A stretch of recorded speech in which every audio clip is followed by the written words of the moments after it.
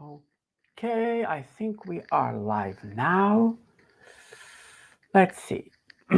So, hello everyone. Thank you for attending this webinar, which will show you how to implement risk-based thinking, risk-based management according to ISO 9001-2015. Okay, so my name is Carlos Pereira da Cruz, and I'm an author at �11𝗏𝗏. I do quite a lot of ISO 9001 consulting and training, but I also audit as lead auditor. So today I'm going to share with you my thoughts about risk-based thinking, okay? So my presentation will last approximately 40 minutes, after which we'll do the 20-minute Q&A session. If you would like to ask a question, you don't have to wait for the Q&A session. You can ask it during my presentation by clicking the Q&A icon and writing your question, okay? Of course, in the Q&A session, I'll also answer all of your remaining questions. And if you click on the chat icon, you can download right away a PDF file with the handout of this presentation and check the links to articles that will be mentioned during the presentation, okay? And I know I say this, but after in the next 2 or 3 minutes, I will receive questions about that. We will send you a link for the recording of this webinar and the link for the list of all the articles, okay, mentioned during the presentation. Okay, so let's go. So why is this topic of risk relevant? Well, because ISO 9001 requires organizations to manage risks that could affect product and service quality, customer satisfaction, and business continuity. So okay, what is this webinar all about? Well, it explains how to apply risk-based thinking in line with ISO 9001, using practical steps to determine, evaluate, and mitigate risks in processes, products, and services, okay? And okay, to whom is this webinar dedicated? Well, to quality managers, internal auditors, consultants, and professionals responsible for implementing or maintaining an ISO 9001 QMS.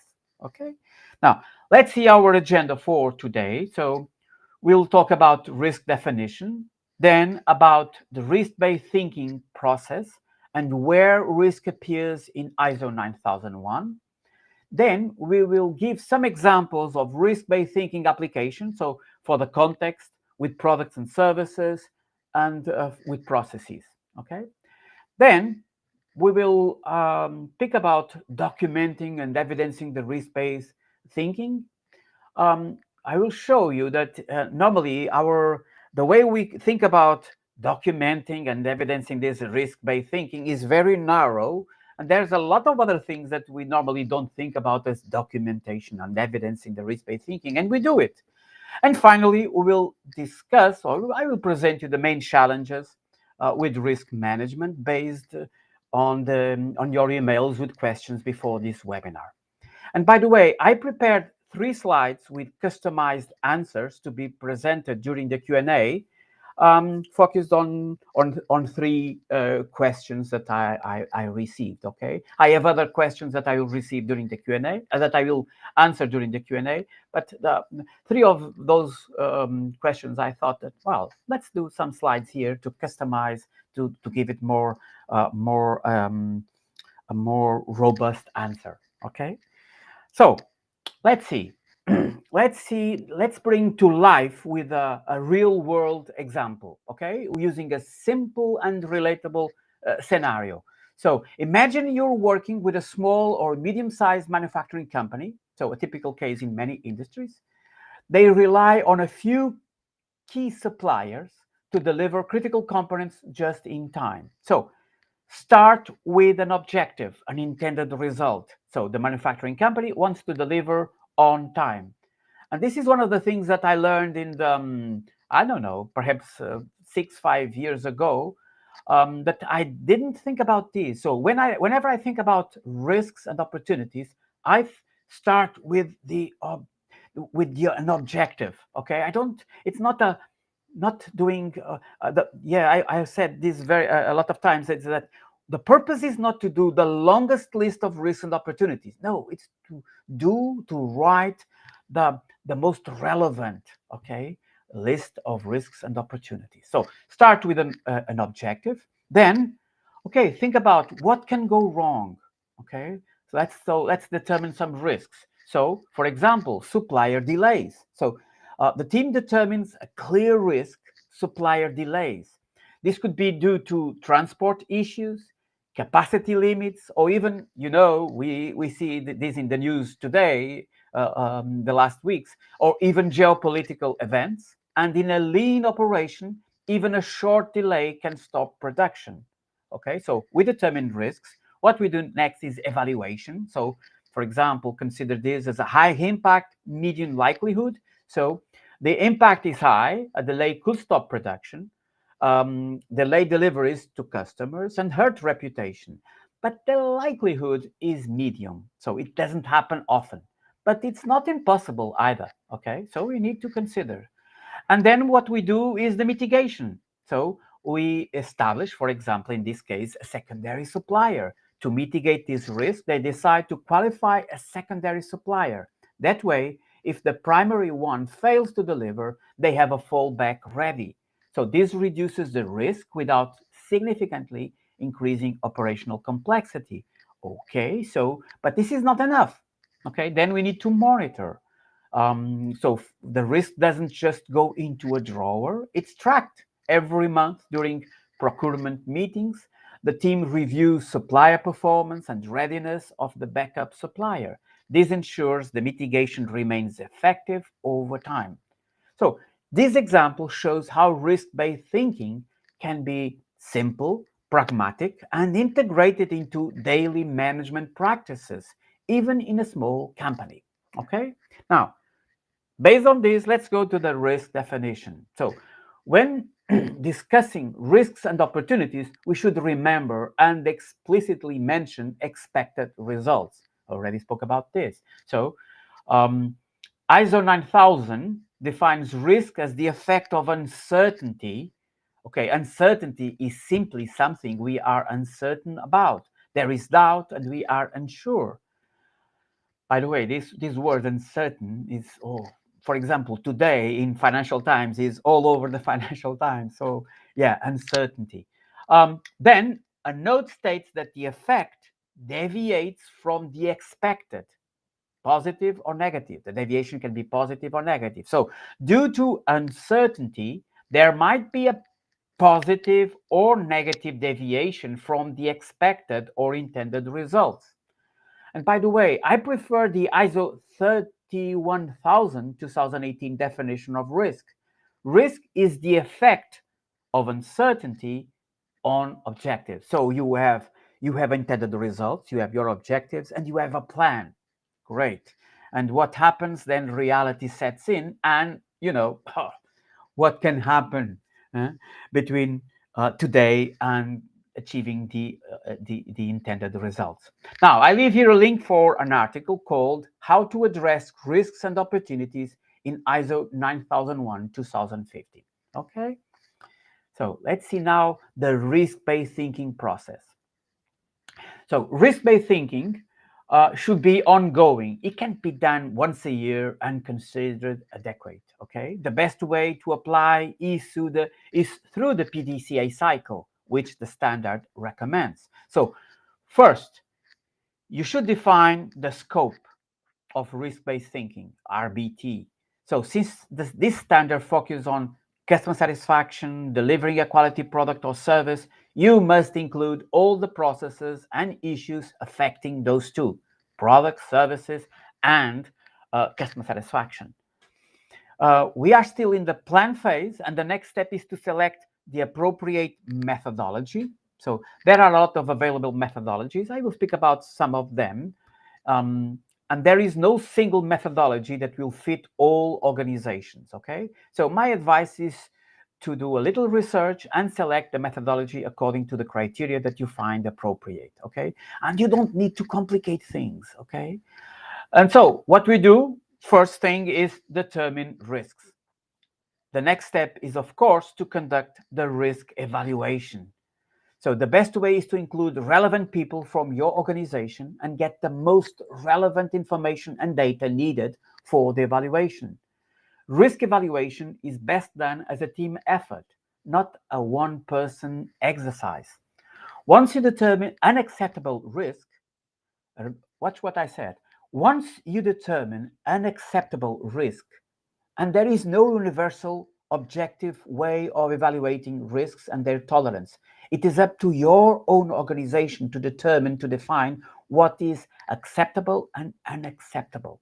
Okay? So it is up to each management team to decide what is intolerable risk. And then you must create a plan to mitigate those risks. And this can be done in the same way you performed previously, okay, before ISO 9001-2015, the preventive actions. In the end, you need to do a follow-up, okay, to determine whether the actions for risk mitigation were effective and if the risk assessment methodology or scope should be altered, okay? So if there is a need for further action, you need to initiate corrective actions. So, for example, consider the non-conformities, complaints, devolutions, and lost customers as signs and warnings about the need to update the risk assessment or the risk evaluation. So think about those signs as, are they signaling that changes must be made? So one last remark, don't worry too much about not being exhaustive enough in determining risks and opportunities. So look into this picture, okay? It's an iterative cycle determined by the calendar, okay, yes, but also by performance evaluation. So for example, or by an event like imagine receiving a complaint, okay? Now, a simple way of evaluating risks may be, you see this kind of matrix. Here we assess risks based on two dimensions, probability of the event occurring, low, medium, high, and consequence or impact if it does occur, low, medium, high. The color coding helps us visualize the priority. Green, acceptable risk, just monitor. Yellow, moderate risk, consider action. Orange, high risk, action required. So these matrix helps us prioritize actions to mitigate or eliminate significant risks before they impact our processes or outcomes. Now, this is for risks. Now, for opportunities. So a simple way of evaluating opportunities may be something like this matrix, where we evaluate what? The return or potential benefit of the opportunity, maybe low, medium, high, and the effort or resources needed to pursue it, maybe low, medium, high. Again, the color coding supports decision making. Green means quick wins, act fast. Yellow, worth exploring, analyze further.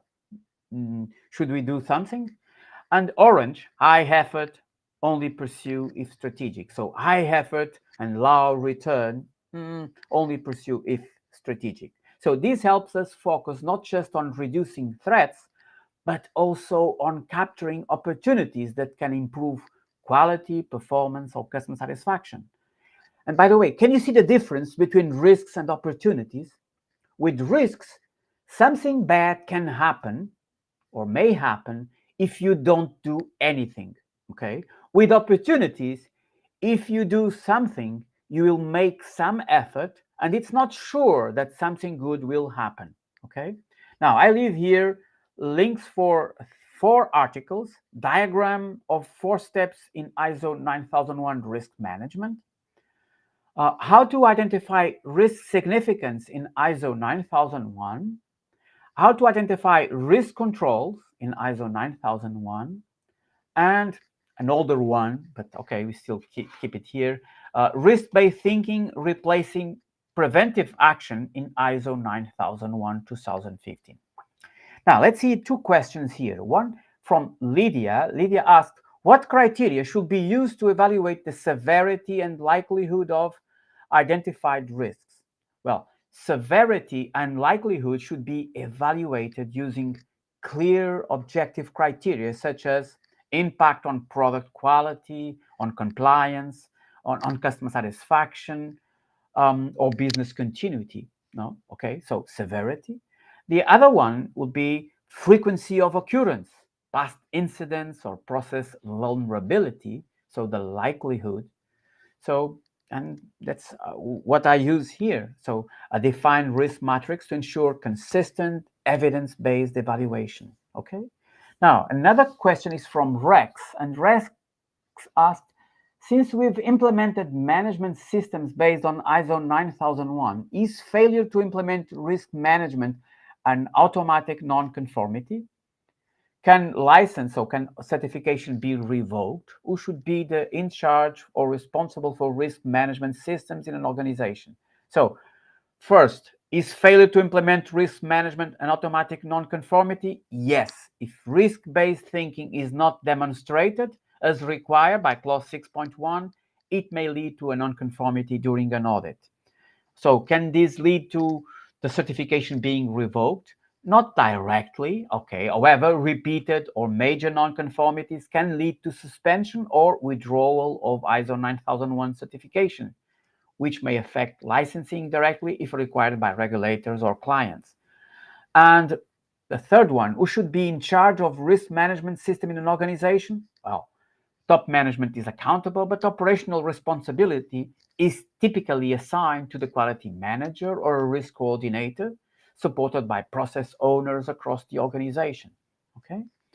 Now, let's see next one. Now, let's see where the relationship between risk and 9001. So ISO 9001 mentions risks and opportunities in several clauses. So 5.1.1d so states that top management should promote the risk-based thinking. Clause 6.1 mentions risks and opportunities about the intended results of the overall QMS or undesirable or desirable consequences. So you have a QMS as a whole, and you should think about what can go wrong with your QMS as a whole. What are the opportunities for improvement? Okay. And we have also clause 5.1.2b, okay, mentions risks and opportunities about products and services. So what can go wrong with specifications or product use, for example? Are there any opportunities to improve product or service performance? And, okay, clause 4.4.1f mentions risks and opportunities in processes. The QMS is a set of interrelated processes. Each process has intended results and can have undesirable consequences. So, where ISO 9001 also mentions risks and opportunities in this clause, 9.13e, is about evaluating the effectiveness of actions to act on risks and opportunities. So we implement controls, and then we need to evaluate if those controls are effective. And clause 9.3.2e mentioned that the effectiveness of actions to deal with risks and opportunities should be evaluated at management reviews. And this clause about the nonconformities, so 10.21e, says that whenever a nonconformity occurs, we should consider the validity of the present risk assessment. Are we in presence of new risks? Should we reevaluate the probability or the seriousness, the severity of the risk? So we have risks and context at organizational level as a whole, okay, clause 6.1. We have risks related with products and services, 5.1.2b, and we have risks and related with processes, clause 4.4.1f. Now, I leave here links for 2 articles. Does ISO 9001 require a procedure for addressing risks and opportunities? And a free white paper, Basics of ISO 9001 Risk Management. And James asked, how does ISO 9001 aid in detecting emerging risks? Well, we can see in current day, so things like, think about supply chain disruptions, so global geopolitical tensions, increased shipping costs, or trade restrictions. We can think about risks in delays in raw materials, reduced supplier reliability. So another topic could be rapid technological change. So Industry 4.0 adoption, automation, AI integration. So risks can be something like existing processes becoming obsolete or staff lacking skills. Okay, again, we can think about climate change and environmental regulations. So new emission restrictions, energy transition policies, and we can link to risks like need for redesigning processes or equipment to meet standards. Customer demand volatility, okay, so economic uncertainty, inflation, and shifting consumer behavior. And the risks can be overproduction or underutilization of capacity. No, something that is, for example, in my country is very, very present. So workforce availability and skills gap. So aging workforce, difficulty attracting skilled operators, risks, reduced production capability or increased error rates. So these are examples of how ISO 9001 can help us in detecting emerging risks. Now, let's see an example of risks and context and interested parties. So clause 6.1 of ISO 9001 asks us to determine risks and opportunities by understanding our organization's context, internal and external issues, and what relevant interested parties expect from us. So, but instead of jumping into random brainstorming, what was my advice before? Anchor our thinking in a purpose. So let's start with intended result. Let's begin with the outcome we want. In this case, for example, we want to comply with product compliance obligations. This sets the direction for our risk thinking. We are not just listing potential problems. We are asking what could affect our ability to meet this outcome. Okay. And by the way, for this topic, think about your QMS objectives. Think about your quality objectives and repeat this exercise with them. So now let's determine issues that help or hinder our ability to comply with product compliance obligations. So then we look at relevant internal and external issues. For example, internally, we can say something like lack of adequate resources for compliance, and that's a weakness, okay, an internal issue. And externally, something that we cannot control, okay, emerging stringent product regulations globally. A threat, it's external, it's a threat, okay, and it's something that we cannot control. And we can capture this with into a SWOT structure. And now playing with combinations of strengths and opportunities and strengths and threats, okay, we can determine organizational risks and opportunities and also combinations of weaknesses with opportunities and weaknesses with threats.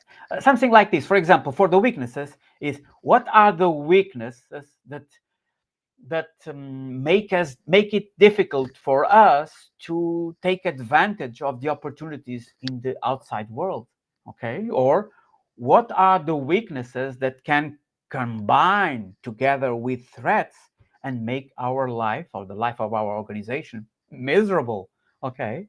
Now, so let's see this example combines SWOT elements to determine risk. So we look at what happens when threats, okay, and weaknesses in this example combine. So this specific combo points to a real risk. So emerging stringent product regulations globally, lack of adequate resources for compliance. Okay, the risk is risk of non-compliance with product regulations. Okay, now the question is that risk significant? So think about, will the regulatory body or a customer consider it critical? Yeah, I think so. Like, for example, for top management, they say, we don't want to pay fines, okay? We don't want to see our ability to deliver to the market Barrett, okay, stopped. So, okay, so we determined that the risk is relevant. Now what we need to do is to determine actions and their intended effect. So this is where we move from determination to response. For this risk, we might increase training, we might reinforce quality assurance headcount, or invest in a regulatory surveillance tool, okay? So we implement the actions, we determine actions and implement and respond, and then we evaluate effectiveness. How do we know if those actions worked? Okay, so we may evaluate effectiveness by looking at fewer audit nonconformities in this case, faster regulatory response times, improved compliance metrics, feedback from external audits or notified bodies.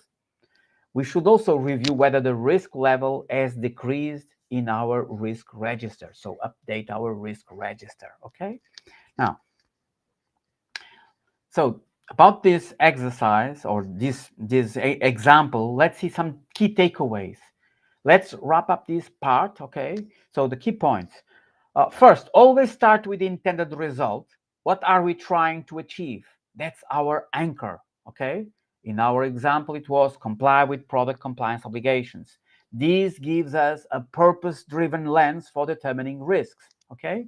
Second, don't begin with free brainstorming. Instead, use structure. So organize your thinking, for example, with a SWOT framework, internal strengths and weaknesses, external opportunities and threats, always in the context of the intended result.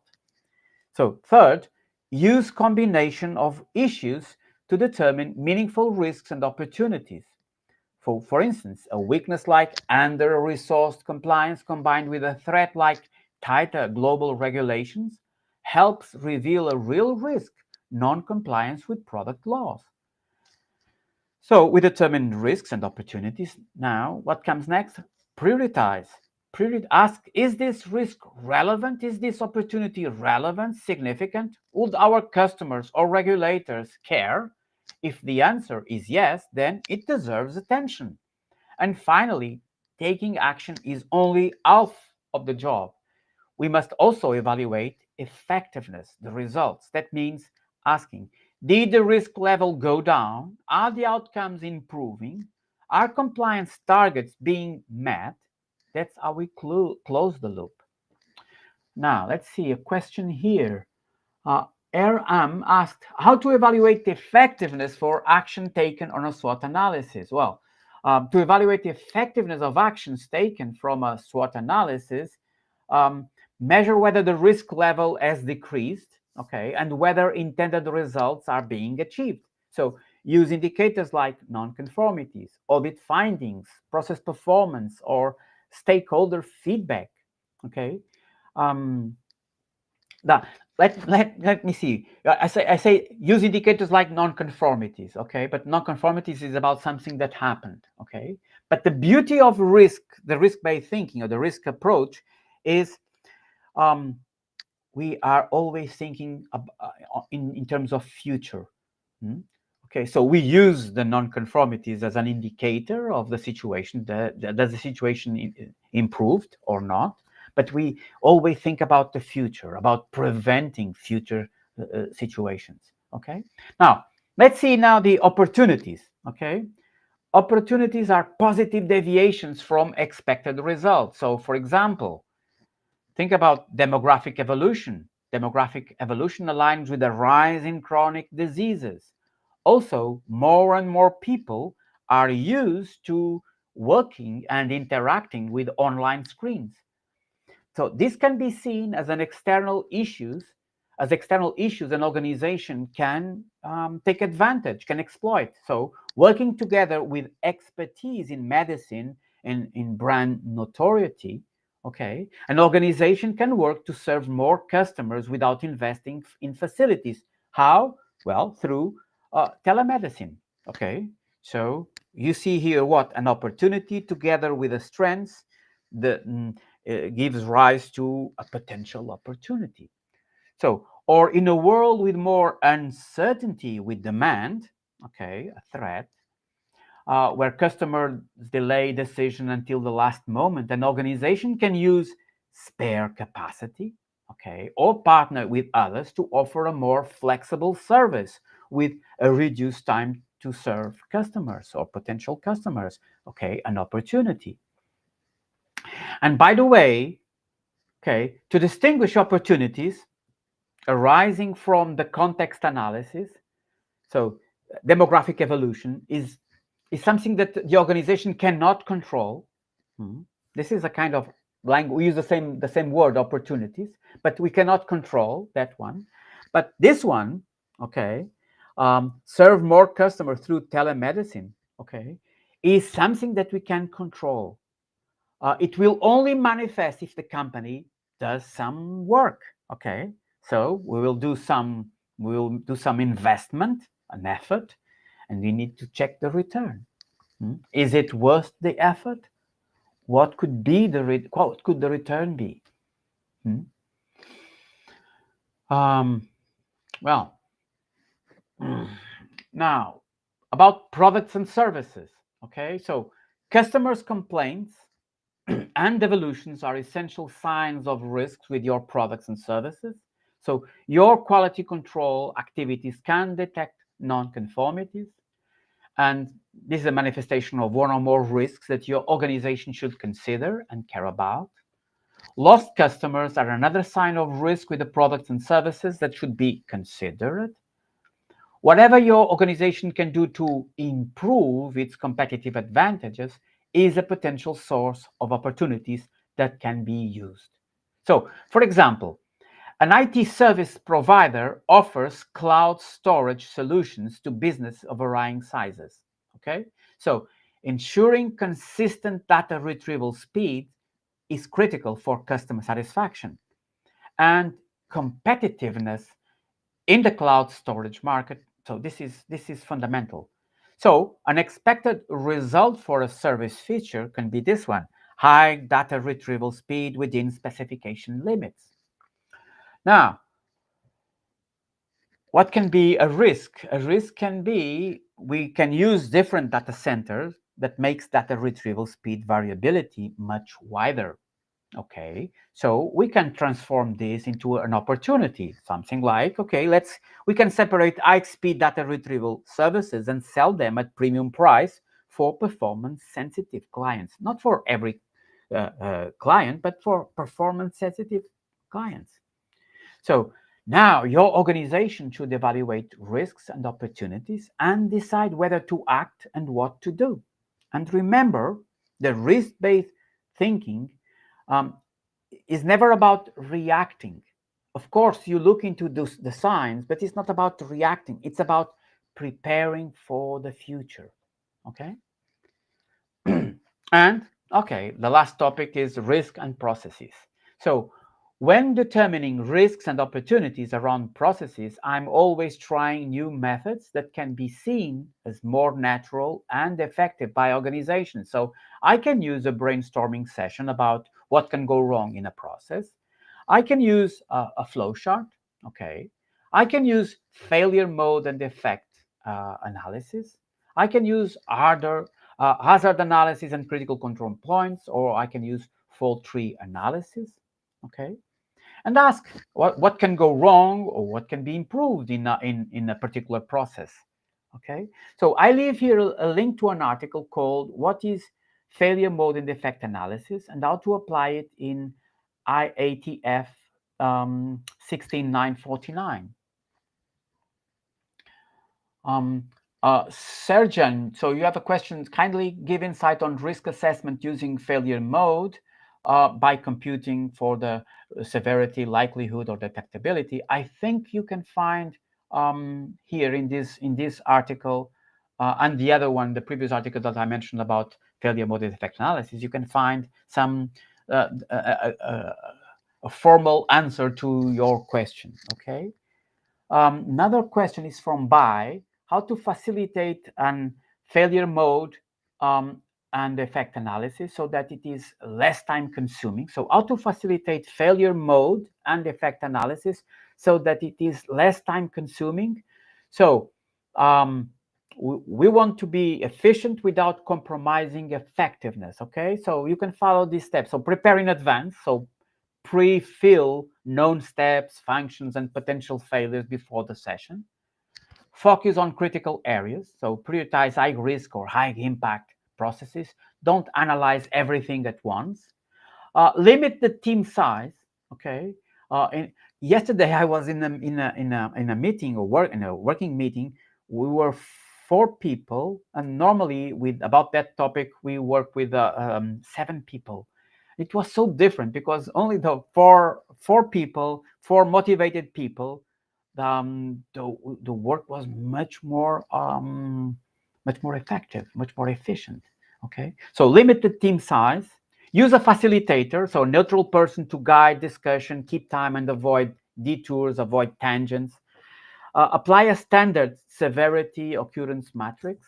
Avoid long debates by using predefined scoring criteria. And split the session. Use shorter, focused workshops instead of long marathons. Okay, and you can use software or templates. Okay, can help document, update, and score faster.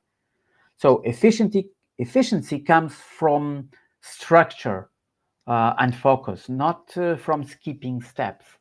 Vijay is asking what is HACCP. So it's something normally used in the food industry, but also, for example, in the restaurants. So hazard analysis and critical control points. So you go after critical control points, or points where we need to control. Where control is critical. Okay. All right. So let's see here. An example. Oops. So, okay, let's now move into a short example to apply what we've learned so far. So imagine a common process, handling support tickets. The intended result here is to resolve all tickets within 24 hours. That's our performance goal. Again, what's the purpose? What's the intended result? Now, you ask, what can go wrong? Well, we might suddenly get a surge in customer tickets, maybe due to a product defect or a marketing campaign, and response time suffers. There's a risk.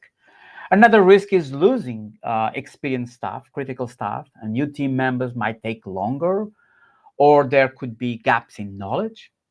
Now, and about the opportunities. Okay, so on the opportunities, we might automate responses to frequent issues using a chatbot. That's an opportunity to improve efficiency.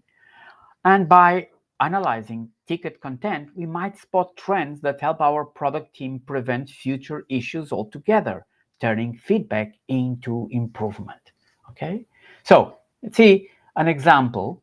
So I said that I like to use flowcharts. So a handy tool is the flowchart when assessing risks and opportunities among processes. So drawing a flowchart makes it much easier to visualize the flow of activities and what can happen, particularly with services. Okay.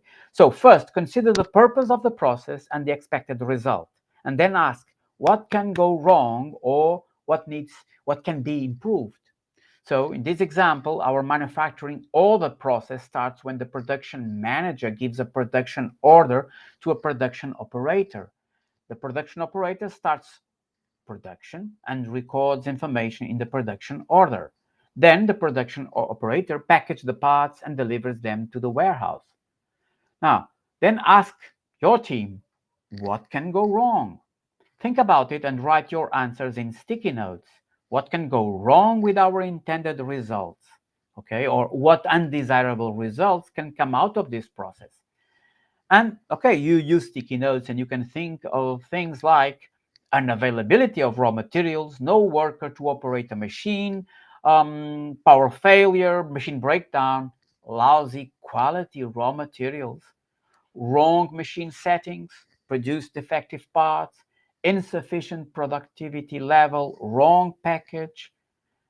Now, evaluate what is critical and define how to avoid or minimize those possible risks. So, for example, start or improve preventive maintenance and introduce a Kanban system for critical raw materials. Or decide to have a formal approval of the first part, or develop a formal quality control plan, or develop a formal process control plan, or develop or improve a formal process control plan, or start performing a formal package control and develop packaging work instructions. So, in your management meetings, keep your risk radar alert. Remember that performance indicators, complaints, and suggestions can be used to update the risk register and improve action plans to reduce, avoid, or control risks. That is how to develop a quality plan. So this is an example how to develop a quality plan for a process from the ground up. Now, processes. Looking into the purpose of the expected result, of a process is an excellent start to determine risks and opportunities. So consider this example, the process purchase resources in the QMS of a manufacturing company. What are the expected results that we want from this process? So we want resources are to be obtained at the optimum price within the required quality levels and are received when needed.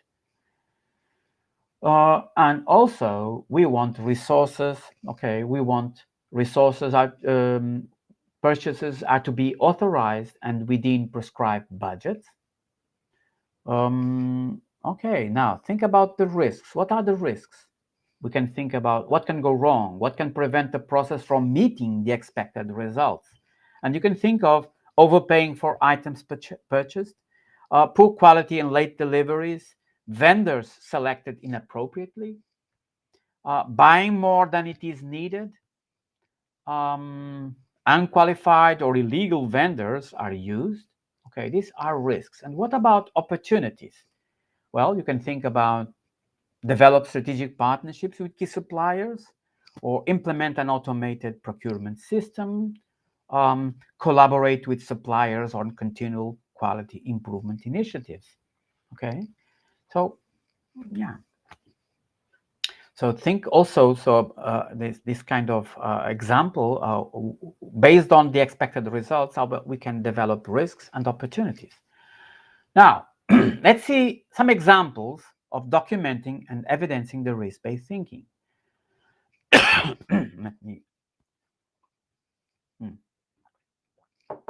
What does the standard require? Well, the standard doesn't require, ISO 9001 doesn't require you to document the risk-based thinking.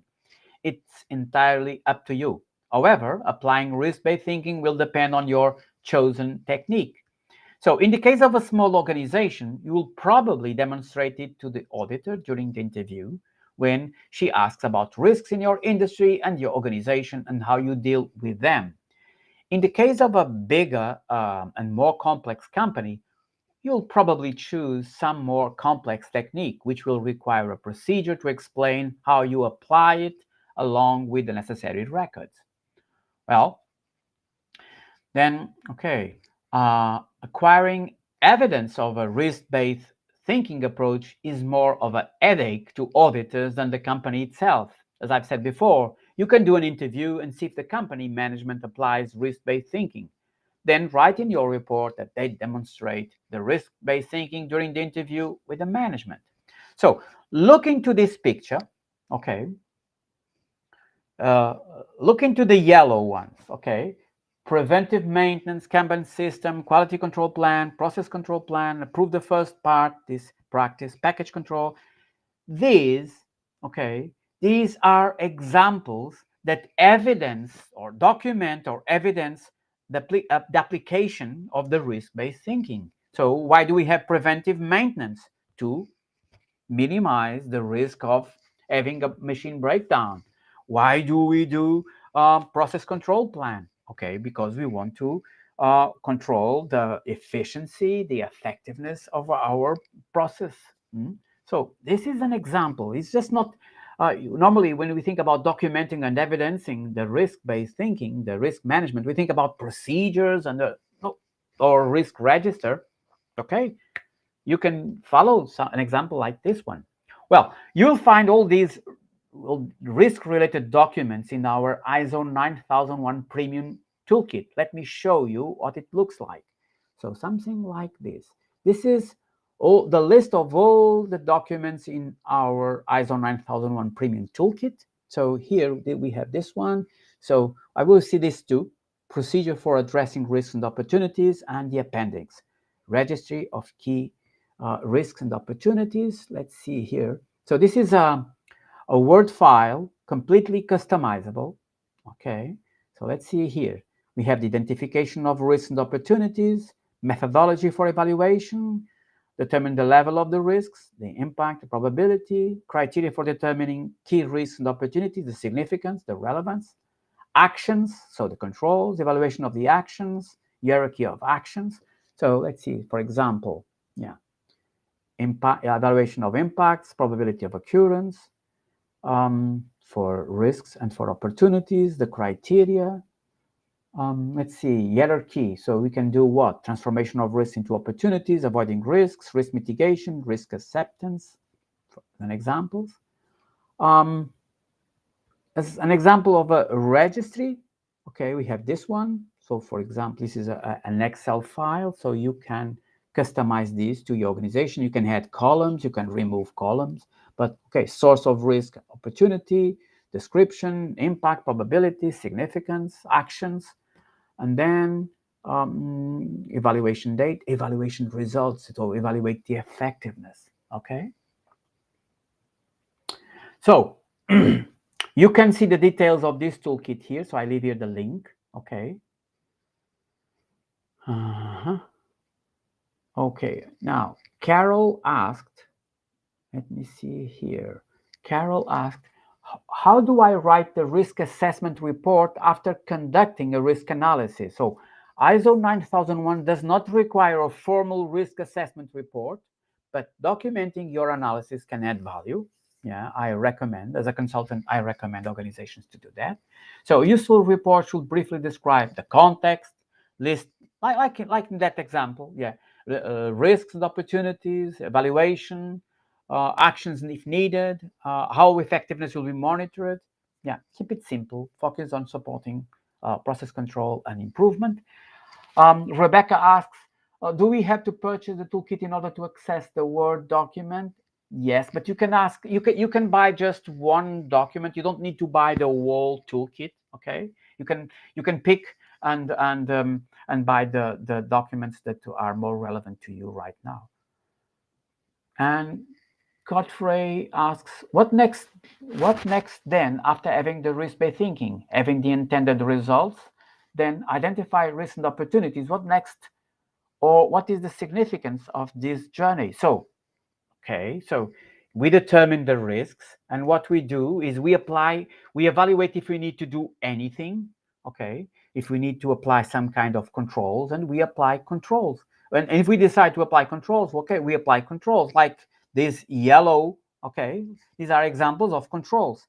And then we expect, based on we expect these controls to be effective, and because of this, let me see, let's go back. So be something like reducing machine breakdowns frequency, reduce unavailability of raw materials, reduce wrong settings of the machine, reduce defect production, improve productivity. That is what we expect to get from applying the risk-based thinking. I don't know if I understood correctly your question, Godfrey. Okay, but if not, you can charge again. Okay.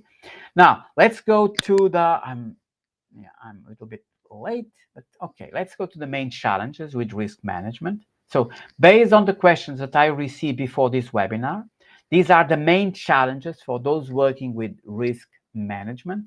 So tools and methods for risk determination and assessment. Okay, so the key concerns were things like when and how to apply each tool, making tools practical for manufacturing or service environments. So the challenge is choosing and applying the right tool for the context of the QMS and making it efficient and relevant. Some questions, we'll see these during the Q&A, about integration of ISO 9001 with 27001, 45001, and GRC structures, so about risks. So the challenge is aligning risk management across multiple standards and departments while avoiding duplication or inconsistency, um, ownership, culture, and accountability. So who is responsible for risk management, how to build a risk-aware culture in large organizations. So the challenge is moving from risks as a system requirement to shared responsibility that everyone understands and engage with.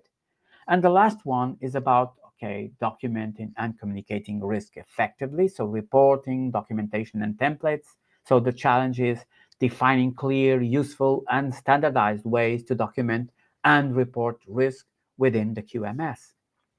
Well, let's go to the Q&A. So by taking, let's go to the conclusion, sorry. So by taking a risk-based approach, an organization becomes proactive rather than purely reactive. And that's the beauty of the risk-based thinking, is becoming much more proactive, preventing or reducing undesirable effects and promoting continual improvement. By considering risks throughout the organization, the likelihood of achieving stated objectives is improved, output is more consistent, and customers can be confident that they will receive the expected product or service. Now, as you can see, risk-based thinking is a very important part on the road to ISO 9001 compliance. And for that purpose, you can use 𝗣𝗲𝗴𝗏's ISO 9001 Premium Documentation Toolkit. Here's the link with more details. And I'll also send you now the meeting link to schedule a call with our toolkit expert. He'll explain you how toolkit works and show you any document you would like to see. Okay, so here's the toolkit expert meeting link. Yeah. Okay.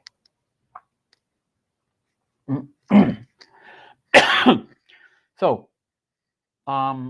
before starting with the Q&A, some of you requested some tips about how to implement a QMS. So we in 𝗣𝗲𝗴𝗏 develop a course for all that want to implement a management system for their organizations or as external consultants. So the video lectures are free. Perhaps they could help. Okay, so please check here the link for the ISO 9001 Lead Implementer course and our ISO 9001 Foundations course, just all about the standard. Before we begin with the Q&A, just to mention that you can also ask me anything about ISO 9001 directly. Just send me an email and I'll answer as quick as I can. If you want to leave before this Q&A session is over, please do fill in the short survey that will open right after you leave the webinar. Now, let's see. So we have here another question from Godfrey. What is the applicability of risk-based thinking in any of the ISO management systems? Oh, it's applicable for almost all ISO management systems because, let's see, one of the definitions, the older I get, the more relevance I see in definitions, okay?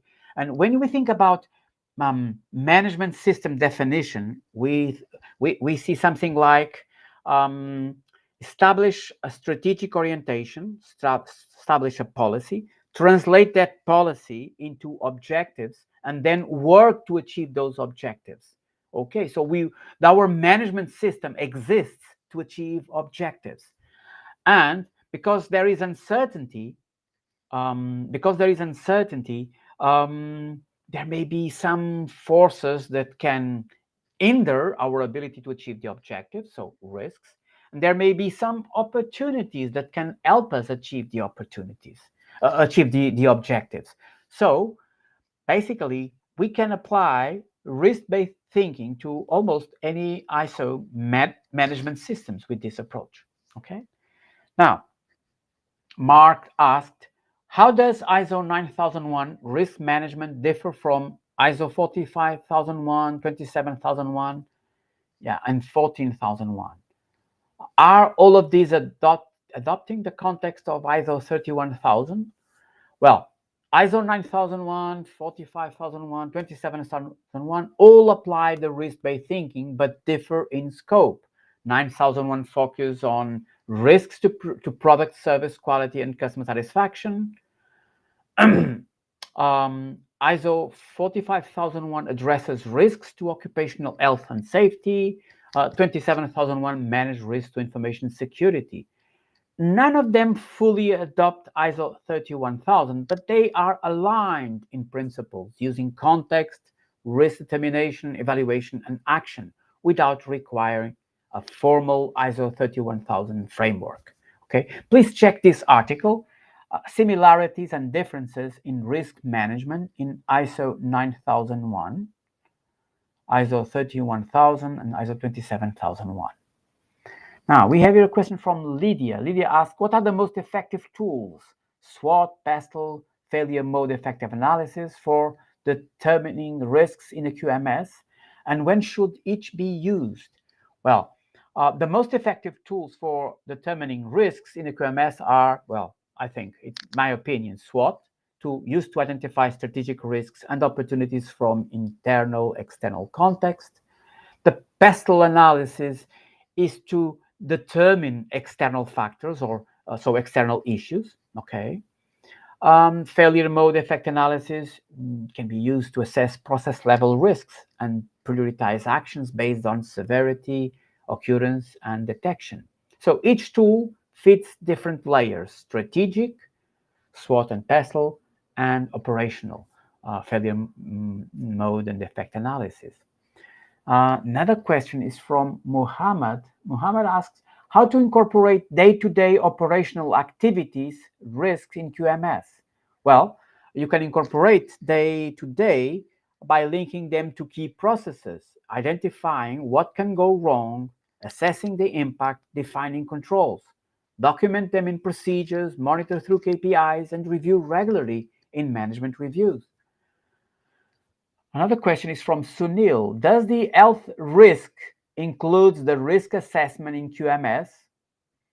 No. ISO 9001 does not require health risk assessments as defined in OHAAS or ISO 45001. Please check clause 0.4 of ISO 9001. Clause 0.4 states something like, ISO 9001 focus on risks affecting product and service conformity and customer satisfaction, not occupational health and safety. Okay, health hazards fall under the scope of occupational health and safety management systems, not the QMS. Because without that approach or that protection, we'll start with a ISO 9001 audit, for example, and we finish with tax audit or health and safety audit. No. Okay, so Angela asked, how would you apply the analysis with the climate change amendment? Okay, it's the same. So we would ask, so let's go first to clause 4.1. Is this, are there any external issues or internal issues related with climate change that can be relevant to our organization? And we may decide that no, there's no. We may decide yes, there are some issues that may be relevant, or no, there's no need for, there's nothing that's relevant. And then even okay, but then also we need to consider for our critical, significant interested parties, is the climate change a significant issue for them? If it is a significant issue for them, so for example, in Europe, for example, what happens is that some companies, or many companies, some 1,000 companies, will need to monitor, will need to calculate CO2 emissions. Why? Because it's in the legislation, because a customer will ask the supplier to do that calculations, because they want to get the numbers in the supply chain. So yeah, that's what we'll do. But you can always, this is a risk-based thinking, so you can always at the end decide if this is relevant for you or not. Okay. So Margaret asked, so Do we have integrate the risk determined from SWOT and failure mode in one risk register, and how can we do that? Well, that can be done, okay? So because you can go to this kind of let me see here, you can go to here and put the source of risk here, okay? But I don't know if it's the best approach, okay? Because then you will have a big table. So I prefer to list the risks regarding the SWOT.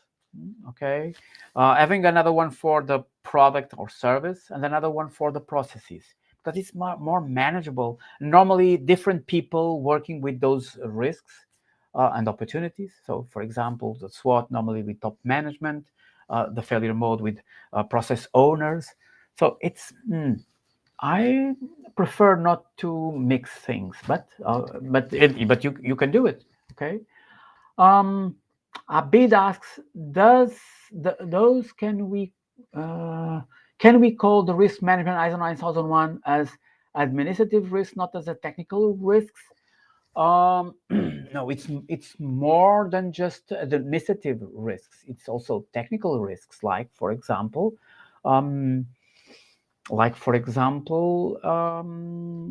if our product complies with standards, if our product complies with legislation, applicable legislation, for example. So it's not just administrative; it's also technical risks. Okay. And Godfrey asks, can you please repeat the simple definition of the management system you just gave? Oh, something like this.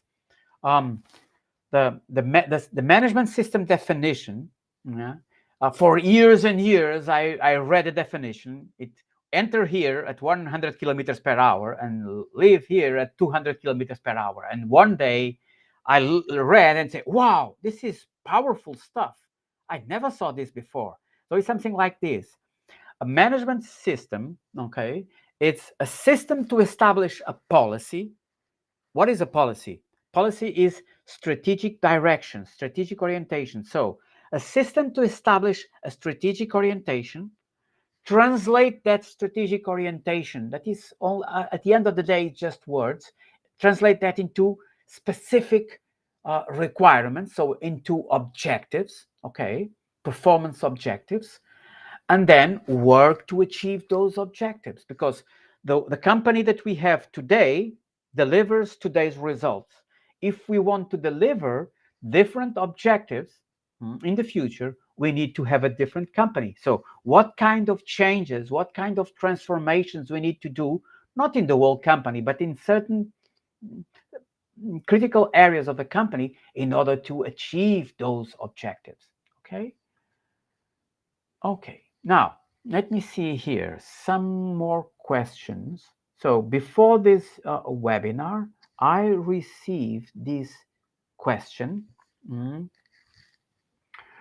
So this slide compares two strategic tools, SWOT and 𝗏𝗏. It was the second time that I heard about 𝗏𝗏. Okay, so it's not something that I usually contact with, but it's something interesting. Okay, so SWOT is more traditional: strengths, weaknesses, opportunity, threats. It balances what we do well with what puts us at risk. It's often used in 9001 to determine risks and opportunities linked to the organization's context. Okay, 𝗏𝗏, it's about strengths, opportunities, aspirations, and results. So 𝗏𝗏, on the other hand, shifts the focus. Instead of analyzing threats or weaknesses, it asks, where do we want to go? Okay, what strengths and opportunities can get us there? It's motivational, forward-looking, and helps align people around a common vision. So in short, use SWOT when you want to diagnose and prepare for risks. Use 𝗏𝗏 when you want to inspire action and focus on potential. Both can fit into ISO 9001 risk-based thinking, just with different energies, okay? So Pamela asked, how our organization is a certified ISO 9001-2015. My question is, we transition to a new management. The existing SWOT analysis was changed to SOAR analysis. How will SOAR be aligned to risk opportunities assessment matrix? Well, SOAR aligns with risk and opportunities by focusing on positive drivers, okay? So strengths and opportunities help identify strategic opportunities, while aspirations and desired results highlight objectives that may carry risks if unmet. So use SOAR as input, translate insight into risks. What could hinder aspirations and opportunities? So what strengths can be leveraged? And then assess them using your existing risk matrix. Okay. Another question is, let me see here. So let me just do this one. So Sebastian asked, we are ISO 9001, ISO 27001 certified and want to create a joint risk register for both systems. Do you have any tips or best practices? So creating a joint risk, okay, is a smart move. So as it promotes integration and reduces duplication. So key tips, some tips that I can, well, share with you is start with shared context and objectives. Align risk determination with the organization's strategic goals. Include common stakeholders and processes. Okay, so use a unified risk register format. Categorize risks by domain. So risks as QMS, coming from the QMS, the ISMS, or shared. So this helps maintain traceability for audits and management reviews. Leverage common risk areas. So some risks are relevant to both systems, such as, for example, loss of customer data, IT systems downtime affecting operations, lack of employee awareness training, third-party provider failures. Now, okay, leverage common risk areas, align risk evaluation criteria, so use a common risk matrix, likelihood, impact for both systems. Define impact criteria that consider both quality outcomes and information security consequences, and assign joint ownership. So ensure risk owners come from relevant functions like IT, quality assurance, operations. Yeah. Let's see another question. Roger, what of effective impacts? I did an exercise with an oil industry of analysis where internal decisions can cause impacts downstream. ISO 9000 is upstream, but other standards are downstream.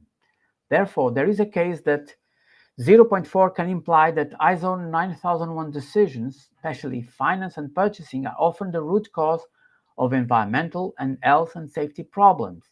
So in the oil company analysis, ISO 9001 decisions need to consider impacts their decision make on other standards.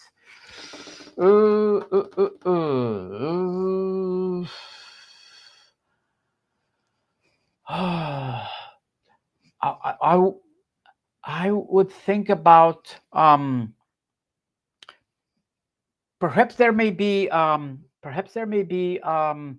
common ground for us. Okay, if we think about determining who are the interested parties. Okay, who are the interested parties? And those interested parties, so maybe, so for example, I work with some companies implementing quality or environmental management systems where they wanted to manage, they want to have a good relationship with the neighborhood because they don't want to have any future problems if they want to expand their factory, for example. And so because they had some issues with particle emissions, noise, and so, and they work on that. But but they had an integrated management system. Oh no. But okay, clause 0.4 is a protection, okay, for organizations because your company is implementing an ISO 9001 management system.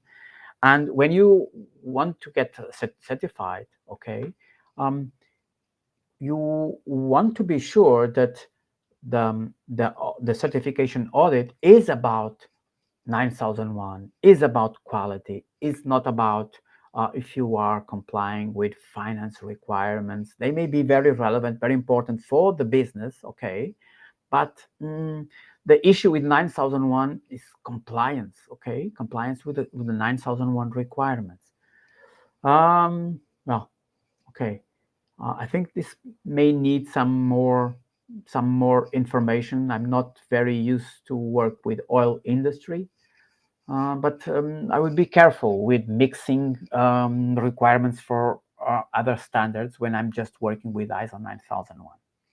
Okay. Well, last question. Anna asked how to implement risk management according to ISO 9001, but also integrated into GRC processes. So how to apply risk management in ISO 9001 and connect it to the way a company handles rules and responsibilities. So governance, risk, and compliance. So this is something like, would say, it's a decision of the company. The company decides, so we want to implement risk management according to 9001, okay, 9001 requirements, and all at the same time to include these governance, risk, and compliance processes. So imagine a company wants to make sure it does things well, so delivering good products, following rules, avoiding problems, and improving all the time. So ISO 9001 helps with that by asking the company to think about risks, what could go wrong and what can be done about it. But companies also have bigger systems called this GRC that help them manage not just quality risk, but also financial, legal, and safety risks. So the smart way is to connect everything so that people in charge can see the big picture. So how do you do this? So look at risks in each process. Ask what could go wrong in this activity. So what if a supplier sends the wrong material?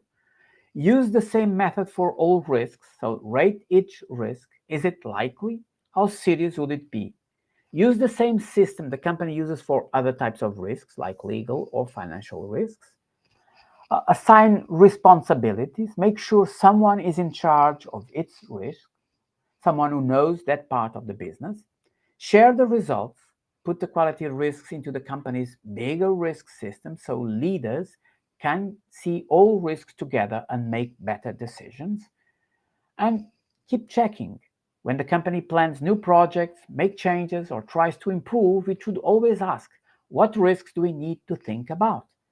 And sometimes quality people are the last one to know about these changes, these novelties.